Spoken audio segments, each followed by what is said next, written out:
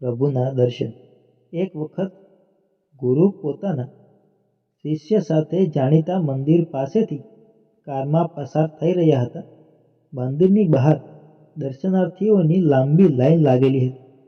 કેટલાક લોકો પગમાં ચપ્પલ વિના ઊભા હતા. એ મંદિરમાં દર્શનનો મહિમા બહુ હોવાથી પગપાળા લોકો ચાલીને આવતા હતા. કેટલાક તો રોડ આરોડતા આવતા હતા. લોકો કલાકોથી દર્શન માટે રાહ જોઈ રહ્યા હતા. આ બધાને જોઈને શિષ્ય દયાભાવે ગુરુને પ્રશ્ન કર્યો, ગુરુજી, ભગવાનના આ ભક્તો આટલું કષ્ટ કેમ વેઠી રહ્યા છે, છતાં ઈશ્વર દર્શન આપવામાં આટલી પરીક્ષા કેમ કરે છે? ઈશ્વર નિર્દય કેમ બને છે? ગુરુજીએ શિષ્યની વાતનો કોઈ જવાબ ન આપ્યો. તેમને કાર સાઈડમાં ઊભી રાખવા ડ્રાઈવરને સૂચના આપી અને શિષ્યને કહ્યું, હું રાહ જોઉં છું. તું આ દર્શન માટેની લાઈનમાં ઊભા રહેલાઓને જઈને પૂછી આવ કે એ લોકો આ લાઈનમાં કેમ ઊભા છે.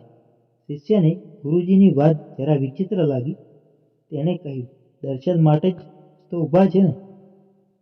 ગુરુજીએ કહ્યું, હા, તું જ્યારે તેમને પ્રશ્ન પૂછીશ તો તેઓ પણ પહેલાં આવો જ જવાબ આપશે.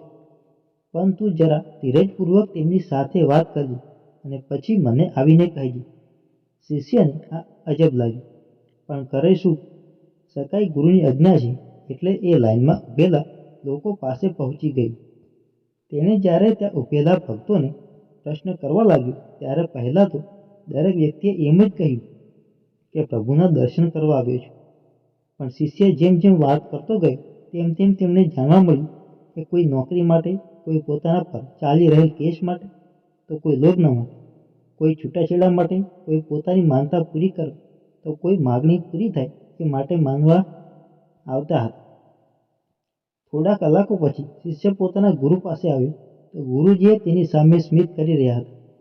શિષ્ય કારમાં બેસતા વેત જ અકળાઈને કહ્યું, બધા કોઈને કોઈ દુઃખમાંથી મુક્તિ કે પછી સુખ સચવાઈ રહે તે માટે આવ્યા છે. ગુરુજીએ જરા પણ વિચલિત થયા વિના શાંત ચિત્તે જવાબ આપ્યો, ભાઈ, હવે તું જ કહે કે જો કોઈને ઈશ્વરના દર્શન જોઈતા જ નથી તો ઈશ્વરના દર્શન તેમને ક્યાંથી થાય? જો કે ઈશ્વરે દર્શન આપવાની જરૂર જ નથી, કારણ કે ઈશ્વર તો દર્શન દઈ જ રહ્યો છે. પણ કોઈને આમાંથી કોઈને તેમની સામે જોવાની ફુરસદ નથી.